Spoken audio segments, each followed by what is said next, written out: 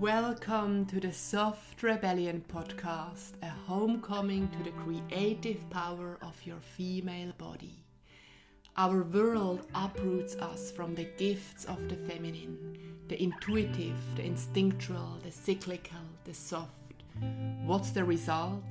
Patriarchal cultures of perfectionism, shame, and disconnect that leave us constantly running, never arriving.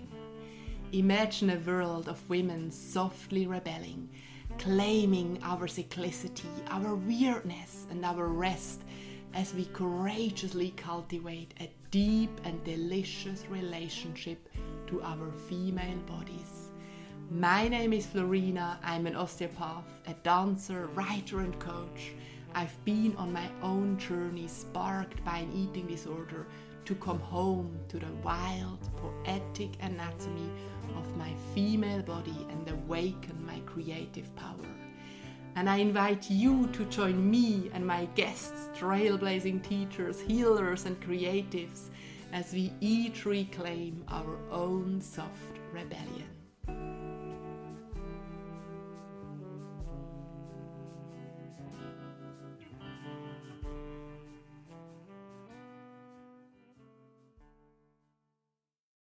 Hey, and welcome back to the podcast.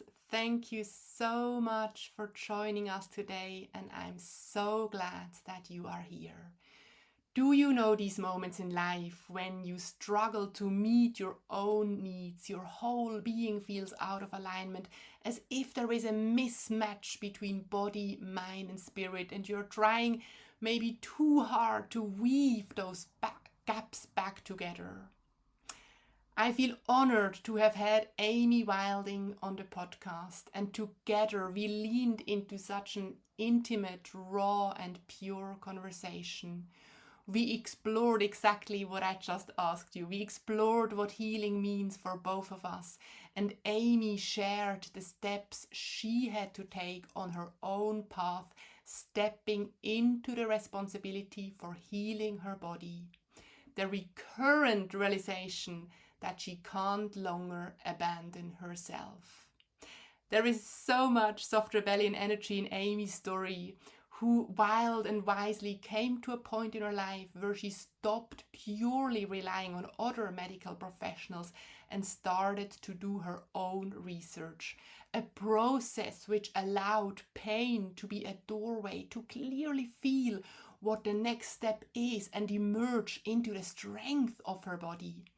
Yes, now is the moment to develop love and care for our future self. She needs us and is awaiting for us. And I would say the soft rebellion is she who decides to no longer abandon herself. And this decision marks the beginning of her journey to heal herself. I hope you will enjoy this conversation as much as I did and reclaim your own soft rebellion as you step into the responsibility for your own healing. Let me tell you a little bit more about Amy. So Amy Wilding is a queer and inclusive feminist, author, educator, advocate, and international speaker. She is a national board certified integrative women's health coach. She has been leading sacred women's circles, mother-daughter circles, and rite of passage ceremonies for well over a decade, with a deep passion for empowering women by helping them to reclaim their inherent sovereignty and wisdom. Amy has answered the call to service through circle and retreat leadership, workshops, one-on-one mentoring and coaching, conference presentations, guest facilitations, podcasts, and much more. And Amy has written a book called Wild and Wise, Sacred Feminine Meditations for Women's Circles and Personal Awakening.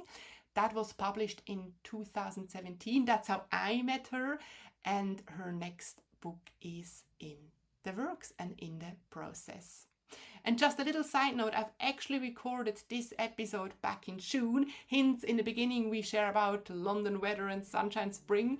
And a couple of weeks later I knew I would rebirth my podcast, and it was no question that this episode had to be launched with the soft rebellion.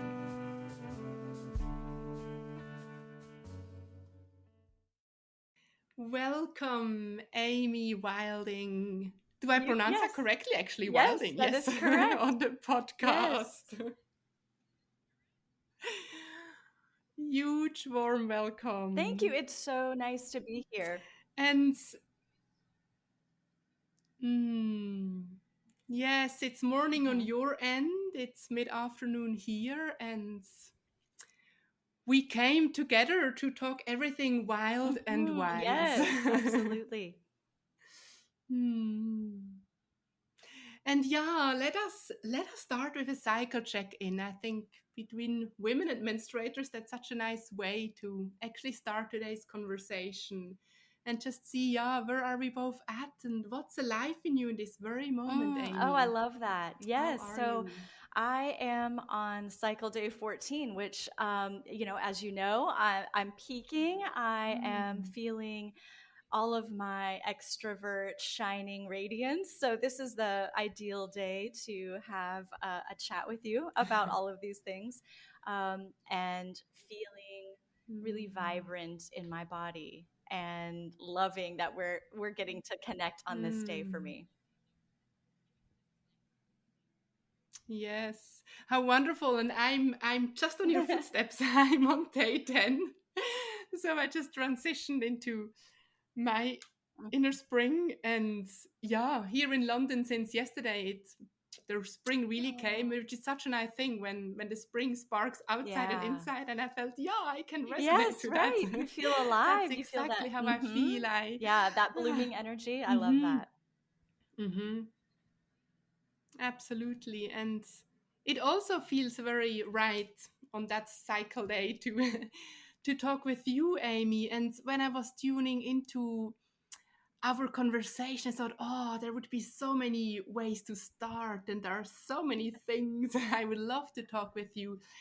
And yeah, I mean, the title of your book is Wild and Wise, and just this in itself is so deep and so much. And there is this one quote from you. I think actually that one is from your Mhm. webpage. And I thought I'm going to read that first, and maybe that's exactly Oh, where I we can't dive wait to hear in what you've because chosen. that's what I would love to Okay. unpack. So it's on your webpage, and it's also in Lucy's book, Mhm. Medicine Woman, which I'm Mhm. reading at the moment. So you write or have written that a woman's journey to healing begins the moment she decides she will no longer Oh, abandon it gives me herself. chills just to hear you read it. Ah, Yeah. right. And it's one this one sentence, and it's Yeah. so deep, and it so Mhm. resonates with me. And I feel unconsciously probably I know where, yeah, but I'd love to dive right in there, Amy. And I don't know where you would like Yeah. to start. If Well, we can talk about that quote if you'd yeah, like, and I'll I give can kind of share where that came from.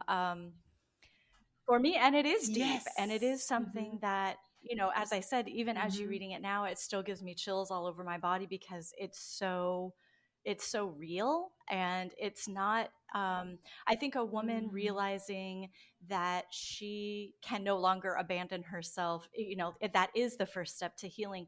But it's not the only step, and Mm-hmm. it's a commitment, and it's a realization that for me has occurred Mm-hmm. over and over and over in my life. There are so many opportunities in our lives for us Mm-hmm. to place the needs or preferences, or even, in some cases, manipulation or coercion of other people over our own well being. And we truly cannot Mm-hmm. move forward on our own emotional or physical or spiritual, psychological path Mm-hmm. unless we are reminding ourselves to not leave ourselves. And for me, that is it's an ongoing journey, as a spouse, as a mother, as someone in the Mm-hmm. community.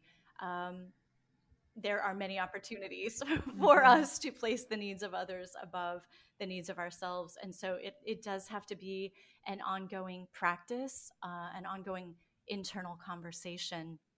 And I think it really hit me. I'm a survivor of childhood trauma and abuse, and I Mhm. participated in a lot of really unhealthy romantic relationships as a young adult. And I think what I was trying to find was maybe somebody to rescue me from the pain that I experienced and the trauma that I Mm. experienced. But what ended up happening was more trauma, re-traumatization from these relationships. And I think it was a very vivid moment for me when I realized that I was responsible for saving myself. I was responsible for healing myself. I was responsible for remothering myself. And that is a journey that continues for Mm. me now. I'll be 51 years old next Mm. week, and this is still a very necessary practice for me. Wow. Yeah, that is also so powerful what you just said, that to awaken to that fact that it is our responsibility to heal ourselves. And you said Yes. mothering myself, because that other thing I'm sitting all the time with, what does Yeah. healing mean? And yes, to develop a strong Yes. inner Yes. mother, isn't that what healing Absolutely. And for is? me, Or what does oh healing mean to gosh, what does you, healing mean to Amy? me? Yeah. It means so many things. It's hard to really pin it down. But for me, Mm-hmm. it what it truly Mm-hmm. means is hearing and heeding the messages from my physical body, from my emotional and spiritual body, Mm-hmm. and allowing myself to recognize when I am out of alignment, um, and then participating or cultivating Mm-hmm. practices that bring my physical needs, my psychological, emotional, spiritual needs into more harmony or alignment. And there's no simple way to do that.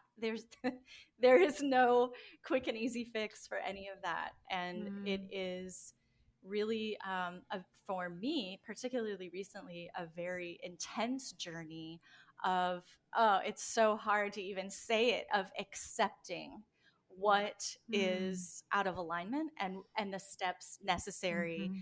to remedy that.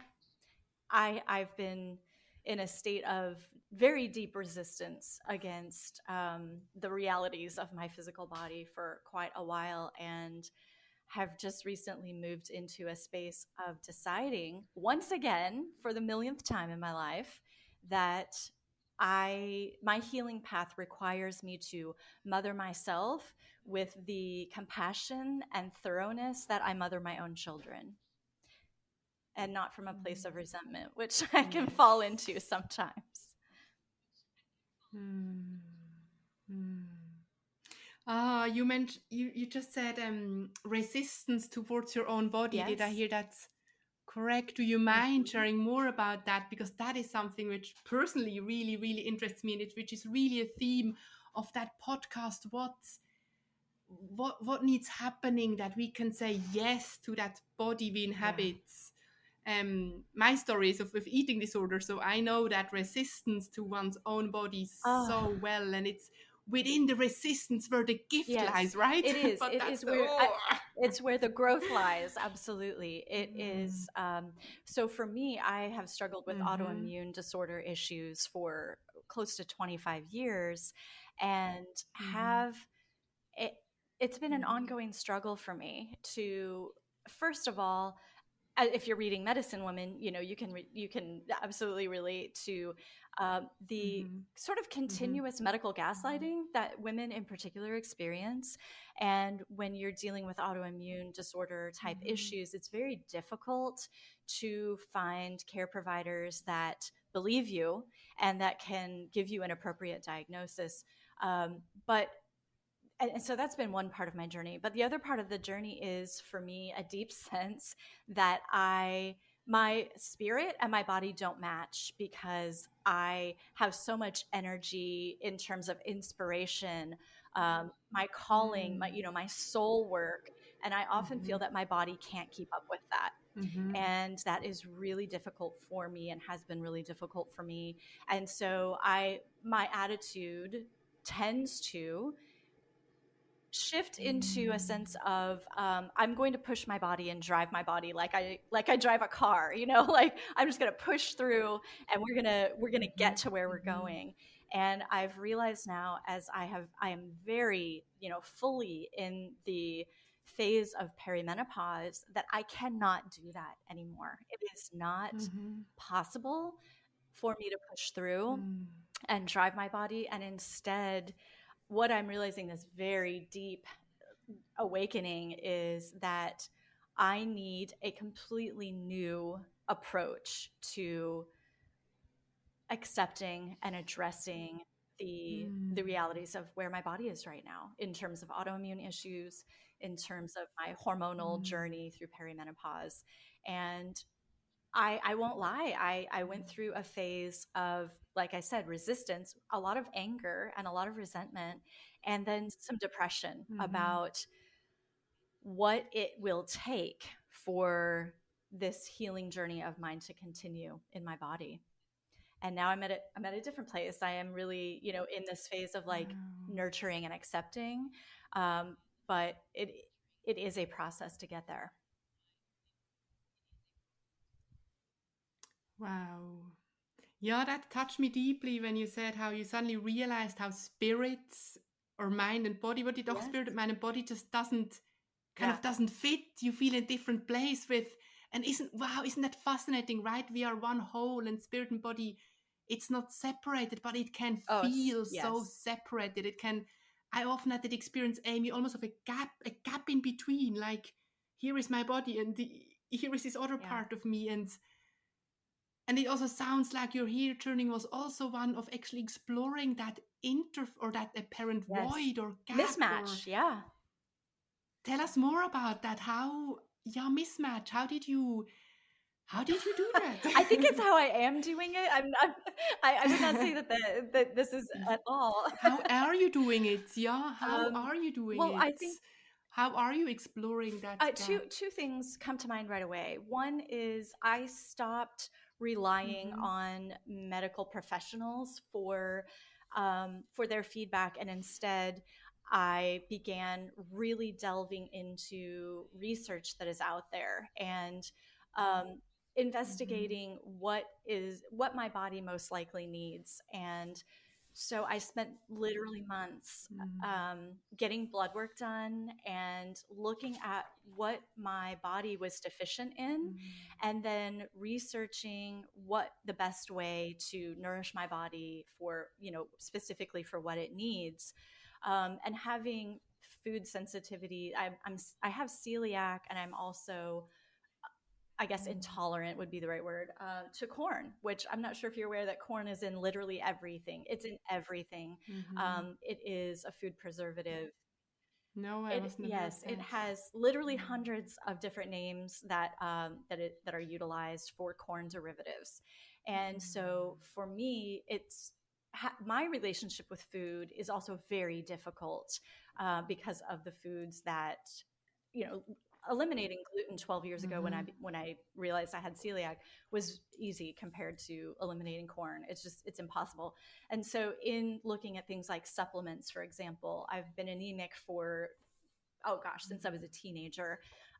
Finding iron supplements, for example, that don't contain corn derivatives, finding any supplement, any nutritional supplement that doesn't contain corn, is Mm-hmm. really difficult, almost impossible. So, it's like a daily frustration of, I want to care for and nourish my body. I want to provide my body with what it needs. And yet, the availability of products that are compatible for my system are very limited. So in my healing journey, a big part of that was recognizing that I had to actually spend the time, do the research, find the communities that have this information, and learn from them, and then go about the process of acquiring these things. So that was one part of it, which was quite a Mm-hmm. significant investment in time and energy. And the other part is tuning into my body truly and asking what would feel good. What kind of movement do you crave? What kind of interaction, activity, stimulation do you require? And I have a really wonderful therapist who has helped me to recognize, like you said, the chasm between my mind and body. I am incredibly Mhm. cerebral, and she has helped me to work with integrating mind and body. And, particularly for somebody Mhm. who works with women in terms of menstrual awareness, my menstrual cycle is probably my strongest connection to my physical body, or, all things female related, breastfeeding, pregnancy, menstruation. Mhm. I feel deeply, deeply Mhm. connected to my physical Mhm. body in those ways. Outside of that, I have a really difficult time inhabiting my body, I guess I would say. I spend so much time in my head. So for me, Mhm. a big part of my current practice is finding physical activities that feel good and nourishing. And I've always been a really avid hiker. Being out in the woods is really medicine. It's very healing Mhm. for me. I hike all the time, but I also want to find Mhm. things that I can do, closer to home or on a daily basis or here at my house that are nourishing to my physical body, and also um, helping me to strengthen the mind body connection. And surprisingly, I Mhm. have found a few things that are like, oh, that's really, I didn't expect that. I didn't really see that as part of my repertoire. That's Yeah. So wonderful. my wife lifts weights, so I went into the Mhm. gym and lifted weights with her, and I was like, oh, this is Mhm. actually so empowering. I feel really strong in my body and impressed with myself at my ability. But I also love to dance. So Mhm. incorporating dance on a regular basis, it has been really nourishing for me as well. So I think, you know, taking charge of the vast inadequacy of our medical system, particularly here in the US, um, Mhm. stepping into the role of I will find what I need and provide that for myself, and then also Mhm. really allowing my physical body to tell me what would feel good, and following those things. Mhm. Mhm. Wow, you actually touched me with what you said. I really deeply wonderful. I, when you said you stepped in, stepped up, stepped through, whatever stepping, and you did your own research, not relying on other medical professionals. Isn't that is an expression of wild and wise, both at the same time? That is wild and Yeah. wise. To Yeah, that's what I just saw wild and a woman with both, that it's soft and it's strong at the same time. And I love how you said to tuning into your body. Truly, the latest episode I recorded was with a wonderful yoga teacher who works with chronic Yeah. pain. I've actually worked with him when I had chronic back pain. And we ended up at the point noticing that actually, if we untangle the meaning of pain, it can be a doorway, he said, to reach more fully into yourself. Oh, And I find that so beautiful words to put yes. it, Yeah. to reach more fully.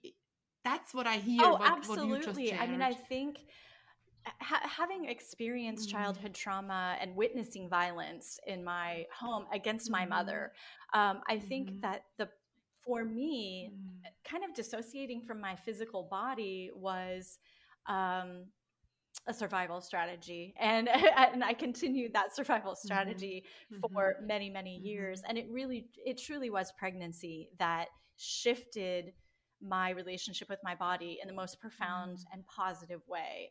It was really, really amazing for me.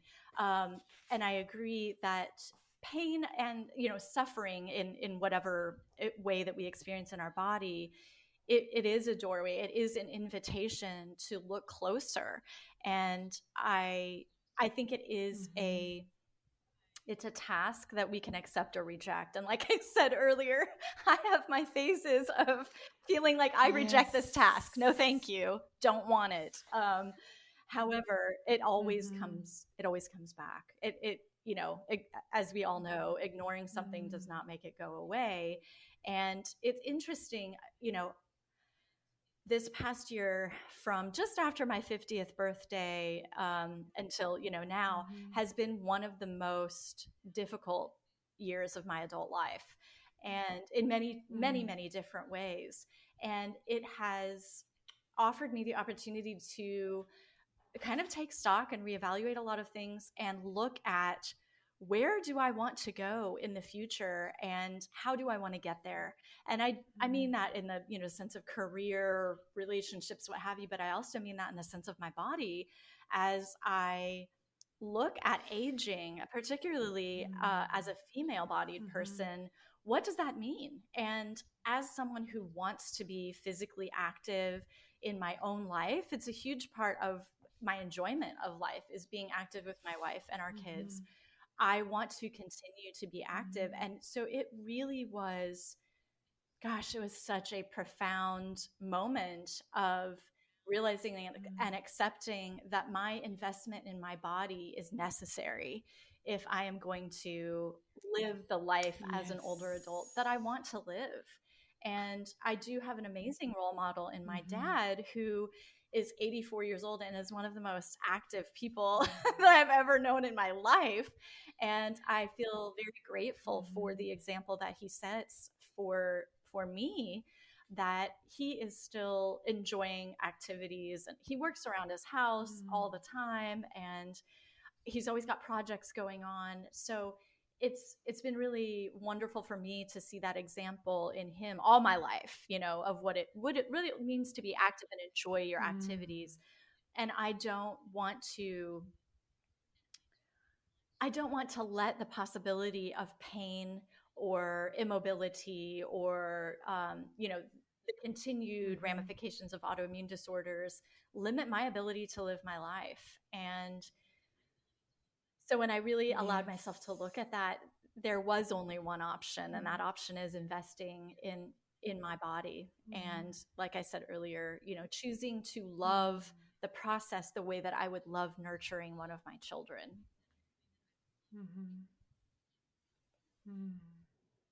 That is so powerful how, yeah, a big challenge, how pain can be really. I like that question, to really an opportunity to ask, where do I want to get to or head towards Yeah. with my body? We ask that question so often with the business and the Yes. job and blah, blah, but actually with the body. And that is also sacred feminine, because the body is a feminine Yes. principle, right?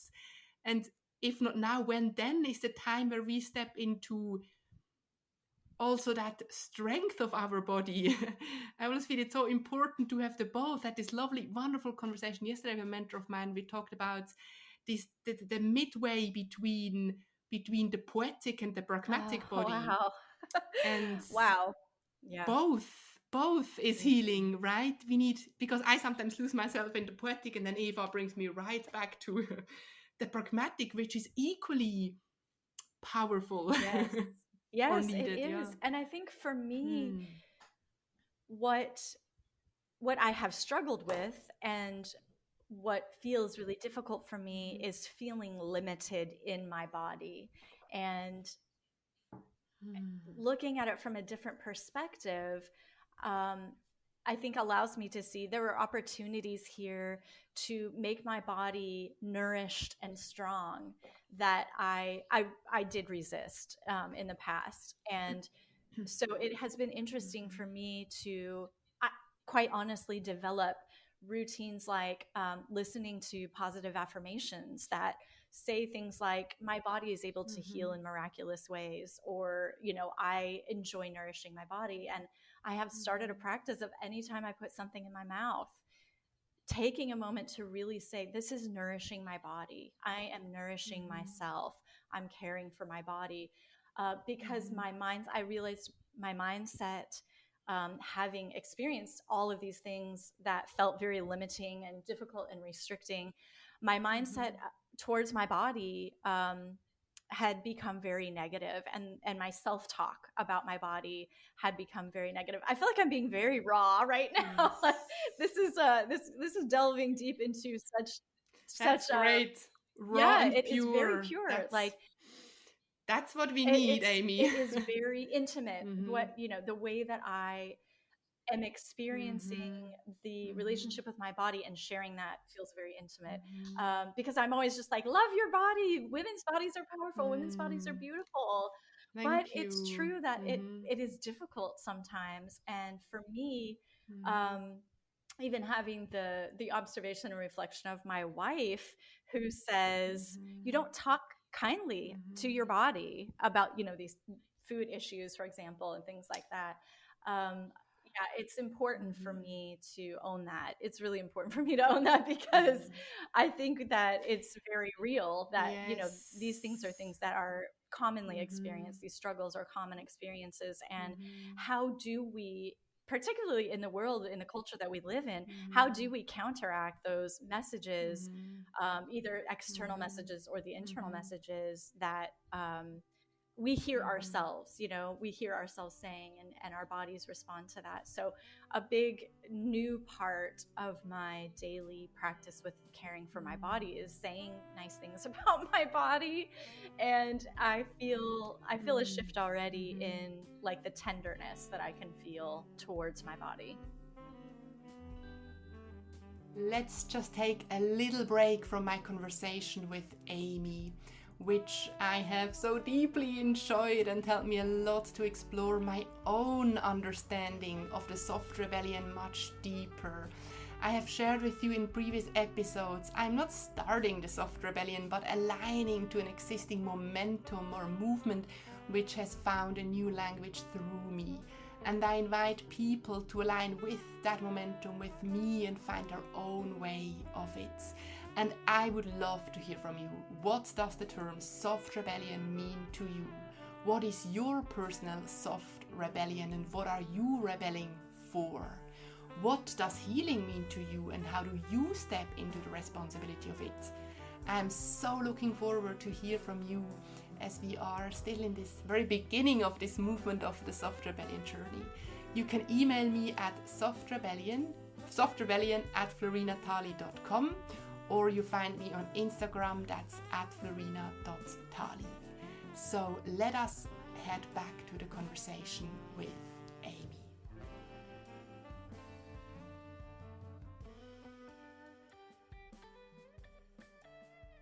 I'm I'm so grateful and thank you for your rawness and sharing that, because I know you that there are many other men and women out there who can resonate to that, and I'm sure many of the listeners. And there was so much which came to my heart when you shared what you just shared, how before we talked about exactly that it can sound so easy to tune into, what were the words you used, just tuning into the body truly. And it can just stay a wonderful concept. Gosh, yeah, um yeah.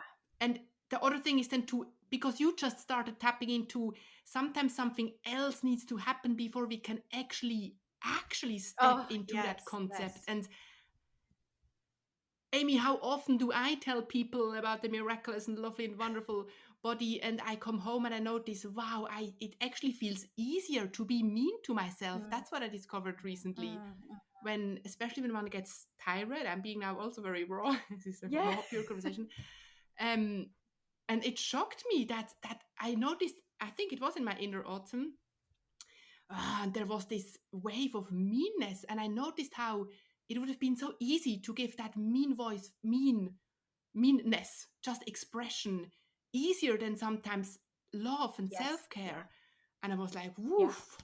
Yeah, it's so true. And we would never talk to anyone that we love like that, right? We never talk to our children or our Mm-hmm. partner or our friends in the way that we Mm-hmm. talk to ourselves.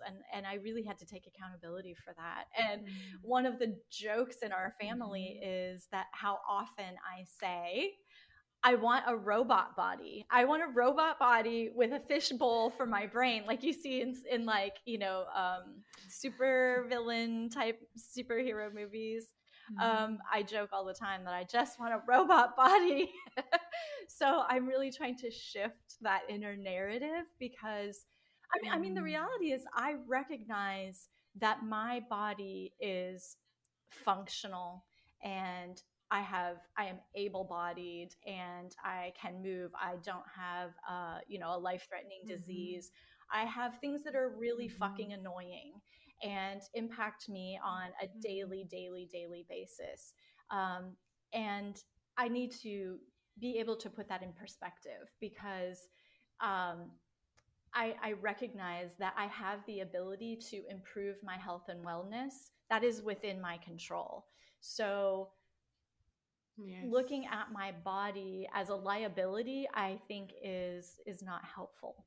It's not helpful to me. So I'm trying to Mm, shift that idea in my mind of, okay, yes, this is really mhm, frustrating or this is really annoying. These are the things that I have the mhm, ability to shift and to, mm, really love and care for myself and love and care for my future self. She needs me to be making mm. these investments and changes right now. Yes. She needs you and she's awaiting you. Yeah. That's always what I literally I do this meditation where I see my 50-year-old self and my 80-year-old self, and I see how they blossom and they're Yeah. waiting for me. And that always, it's interesting. These meditations or visualizations give me so much energy to care and to Mm, care for that body, because mm-hmm. God, that's beautiful. That's so or beautiful. that's what yeah, or that practice. I love that. When you to actually always keep a woman or some women or whatever being it is in one's mind or on one's vision board, 20, 30 years older, but who you really admire, inspires you. I find that nurtures my present and my future Yes. self. I find that such a good thing. Absolutely. I have Mhm. been finding that Mhm. myself in thinking about the future self that I hope to become, but also noticing the Mhm. reality of what is possible for other women who are in the stage of life ahead of me. They're older than me and yet they're still Mhm. active and Yes. thriving. And that is very inspirational. And I have so much gratitude for those women. Mhm. And for, I Mhm. think for me, I'm aware that there is so much more visibility of older women. And by older, I mean, just past your 40s. The women tend to become more invisible the older they get. But our generation is really pushing back against that and creating much more visibility around women who are in the second Mhm. half of their lives. Mm. Yes. Yeah, that brings us a slight gear shift. So you are the author of that wonderful book, Wild and Wise, and you created Red Tent in Louisville. Do I pronounce that We say correctly? All this American. Louisville, Louisville. Mm-hmm. Yeah. Louisville. And yeah, you shared about where you are at this very present moment, and of course that influences your work, and your work influences how what your personal story, Yes. etc. But maybe take us a little bit into Red Tent area, where I mean, on one level, I would love to ask you, tell us your story. Yeah, How I can tell you my what story. led you to even write? Tell us a bit about your story, and we go from there. Okay. I would love to, yeah, what led you to be such an advocate for the sacred feminine, which is Oh so wow. important. Well, yeah, it's also intertwined. I think that I grew up in a very typical Western kind of culture, and where our Mm-hmm. only experience or the only representations of anything sacred or divine are masculine, and it wasn't something I was even conscious of until adulthood, really. And what I recognized was there are no examples in our culture of feminine holiness, of feminine divine, of feminine, Mm-hmm. um, oh gosh, what's the word? I don't want to say perfection, but true holiness and Mm-hmm. reverence. And Mm-hmm. I just thought that was so interesting as I became really aware of it. And I think there were a multitude of factors that converged. And it was, like I said earlier, around my pregnancy. What I found was a Mm-hmm. complete lack of reverence for the physical realities, the physical experience of pregnancy, but also the spiritual transformation that a woman goes through during pregnancy. And it shocked me. And as I was educating myself about what was happening in my body as I was trying to get pregnant. So this began for me, the journey of Mm-hmm. fertility awakened me to all of the things that I was never taught about my body. So I was Mm-hmm. 29 years old when I began intentionally, inviting the possibility of pregnancy. And I remember reading a book called Taking Charge of Your Fertility. I just blanked it for a second, by Tony Wexler. Mm-hmm. And as I was Mm-hmm. reading it, I felt rage, true rage inside about all of the information, the wisdom that really I felt was my birthright as a person born with a uterus that was not Mm-hmm. only kept from me just by virtue of the fact that we don't really talk about these things, but systematically the decisions that are made to prevent this information from being shared and transmitted, the way that women are diminished and the way that our cyclical nature is dampened and also mocked. As it's always the butt of a joke. We're never seen Mm-hmm. as powerful or life-giving, or that it's this amazing superpower that we have. And as I was reading this and learning these things about my body that I had literally no idea about, I felt such intense rage. And what I didn't really even have the language for Mm-hmm. was recognizing the influence of patriarchy upon the life experience of a person with a female body. And it took me time to really understand the full context of that, of that experience growing up in a patriarchal culture as a person with a uterus. And so as I progressed through my pregnancy, again, I really took it upon myself to learn as much as I could. And not literally not just listen to the very biased, very uneducated caregivers that were, available to me at that time. And so I started a book discussion group with the women in my community that, interestingly, I lived in the most ideal, um, tiny village during my pregnancy and after my first child was born. And there was such a large group of us who were pregnant and had babies and young children at that time. It really was a Mm-hmm. very pure village experience, which I think is what we all need. It's not just what we want, but it's truly what we need for our wellness. So I got to have this absolutely beautiful Yes. emergence into motherhood. And a big part of that was us joining together to read and discuss, things related to being a mother within a patriarchy. And then I became very passionate about breastfeeding and, and saw again how much patriarchy influences our ability to feed our children with our breasts, which is what our bodies are designed to do. And Mm-hmm. so for me, advocacy became a big part of my personal, passion work in educating women about the Mm-hmm. ways that patriarchy confines us from the most natural aspects of having a female body. And from there, I then read the book, The Red Tent by Anita Diamond, and was so inspired Mm-hmm. by the idea that she had created. She has, since expressed that in her knowledge, this was not a true historical reality, but rather an idea that she had come up with herself. But I think it resonated with so many women at that time because I think women are so hungry for sisterhood and community, but a lot of times, women don't even recognize that that is truly what our hunger is. And so for me, creating, Mm-hmm. I had been, gathering with friends for many years before this. We used to gather under the full moon every month and share talking circle and share readings with each other.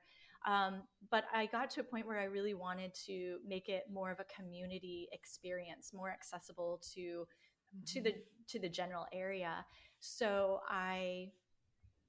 um, I was able to partner with a good friend of mine in creating a standalone space, a dedicated red tent, and started having circles, women's circles there in Mm. 2013, 14 timeframe. And as you can imagine, it really just exploded. It took off. And as women experienced that, Wow. not only did they want to share it with other women, they wanted to share it with their daughters as well. So I began offering mother daughter circles to provide puberty and Mm. menstruation education for girls. And I still do that work now. And it is deeply, deeply profound work. And I would say it's truly life changing to provide this information to Mm. girls before they have really been indoctrinated into this patriarchal mindset that our bodies are shameful, that having a period is taboo, that having breasts is embarrassing. So the work that I do with girls aged 9 to 12, and I'm about to expand that to older girls and younger girls, I Mm. feel is probably the most important work that I do. And not only is that work very shifting for the girls, but it is Mhm. incredibly healing for their mothers. And I didn't realize when I started this journey with working with moms and daughters how important this work is for the Mm. moms. I didn't realize how much healing there would be there for them as well. But it is just life changing, truly. Mm. So my journey continues. I work with women around all of these different phases of life. I'm going through perimenopause. I, in the past, several years past, offered perimenopause circles, but it was really from kind of an external place because I wasn't experiencing it as much myself. And now that I am like both feet in all the way, I will be starting a new perimenopause circle um, this year to offer an opportunity for women to come together. And I do not purport to be an expert on Mm. perimenopause for sure. I just know how to find the information, and I want to be able to share that and open up the Yes. conversation because it's shocking. Just like Yes. when I was working through my fertility issues, it is shocking how much we don't know, Mhm. how much information has Mhm. truly been eliminated from what used to be women's wisdom, the way that we would share Mhm. intergenerationally. But there's also the very real Yes. fact that there's not a lot of medical research that focuses on women or focuses on menopause. Mhm. As we know, research on the clitoris has only been occurring over the last 5 to 10 years. So there is a lack of information, but there's also it's not seen as a priority for people to be up to date on this Mhm. information. And I have friends that go to the doctor to talk about their perimenopause symptoms, and their doctors are so incredibly misinformed. And again, these women are experiencing intense medical gaslighting, Mhm. and it's infuriating and it's unacceptable. So we are going to be, cultivating communities so that the information can get out there and be shared amongst peer groups, because that's how we share Mm. information. It's through peer groups. So that the journey continues. Mm. I love listening to you, Amy, and oh, I'm so glad to hear that you really expand that work with especially girls and teen and young women because I remember so well when I had my first period, my menarche. At the moment, I do a lot of research into menstrual cycle awareness, menarche, and the the onset of eating disorders Oh and eating gosh. disorder recovery because that's when mine started. And looking back in time, Amy, I can so you said we are hungry for sisterhood and community without even knowing that that's the yearning is we Yes. have. And these words I could cry now because looking that's how I felt that I had this hunger, but I couldn't put words to it because no no one would talk with me about any of that. looking back in time, I can so see that at Menarch, yes, my dreams got ignited there. I was writing diaries full of dreams, but no one told me that that's health, that was perfect. That was a perfect blueprint of the sacred feminine, right? So I thought something was wrong with me, and I started to compensate with, in my case, with starving. But many other women might have other compensated Yes, strategies. So I wish there would have been exactly what you do now. That's where it it starts, and is. also there to awaken those young women that as they grow into the adult woman, there is this and that. They have the right to know and to learn and to speak about and to Yes, be informed. How can you inform yourself about something if you don't know that there is the potential to be informed that's about that? absolutely right. And I think that's why, particularly the work that I do with Mm-hmm. moms and daughters, my program is called Period of Change. Mm-hmm. Working with moms and daughters Mm-hmm. empowers not only the Mm-hmm. girls in talking about this with their peers, but it empowers the mothers to Mm-hmm. continue the conversation with their daughters. Mm-hmm. And that's what they share with me often is, I want to be able to provide something different than what I Mm-hmm. had, but I don't even know how to do that. I don't know what the language is. I don't know how to have Mm-hmm. these conversations. And the thing that I love so much about working with girls is that they are so open to everything. They are so open and receptive to everything. And I think that's why it's so important for me to connect with them before they begin to Mm-hmm. so heavily receive the messages of our culture, which, as you know, are so incredibly toxic. They're so incredibly toxic. Mm-hmm. So my hope Mm-hmm. is that it creates a ripple effect. I work with as many people as I can work with one on one each year, and I hope that that creates a ripple effect and the conversations continue. My work this year includes creating some online content for women who aren't able to join me here in Louisville, but also I've had so many women reach out to me, and I'm barely even on social media.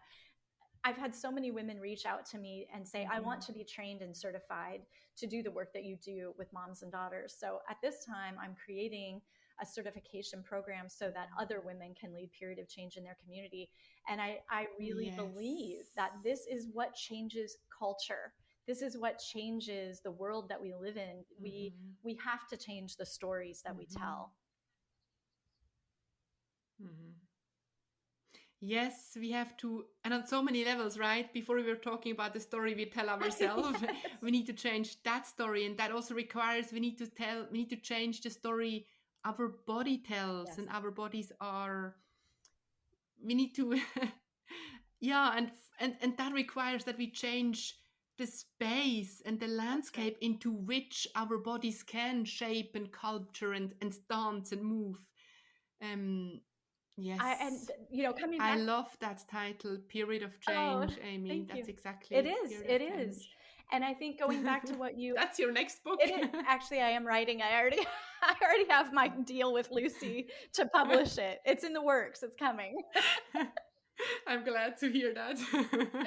But coming back to the idea of the sacred feminine, what I recognized was if we are to feel that our bodies are worthy, we have to hear something other than the Christian dogmatic message that that everything's our fault. We were born in sin. We created the fall. Women's bodies are shameful.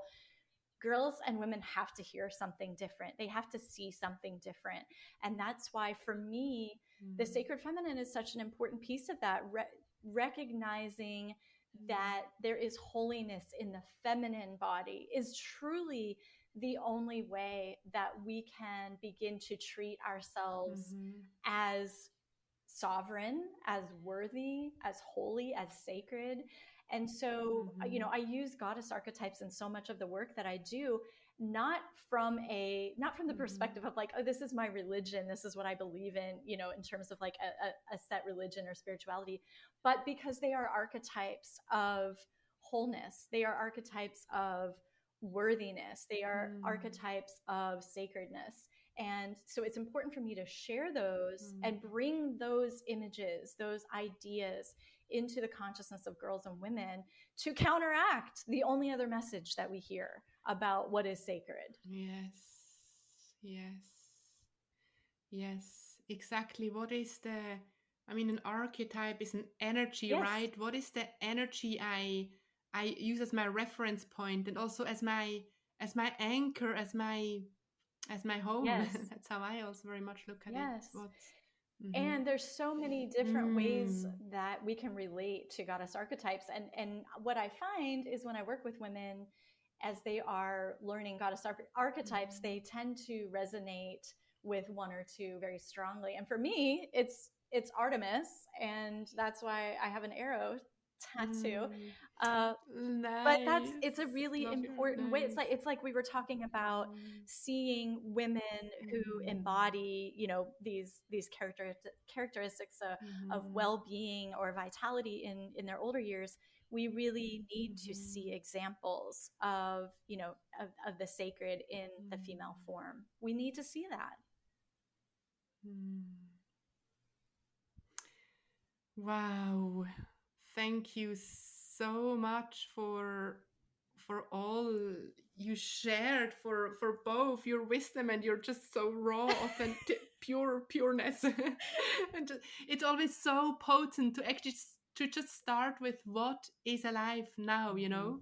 It's what is it's there is so much beauty in just in honesty, pure honesty, even if it's painful. Yes, right? And I mean, that's and what Women's Circle for and me. rage Yes, evoking, but that's what Women's mhm, Circle allows mhm, for, creating a container for whatever is mm, real. And I just, and that is the healing power mm, in Women's Circle, is we really do get to be raw. mm. We get to share our truth and know that that is safe and contained. So I also thank you for, I guess, creating this container where I could be raw, very raw and real with you today. It was a really wonderful Yes, conversation.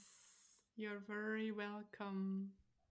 Yeah, thank you so much. And I will obviously, I'm sure somehow get an alert when your next book is Yeah, out, and this will be screaming for another episode, no absolutely. doubt. Yes, that would be so fun to talk to you about all of that. Thank you so much. Thank you.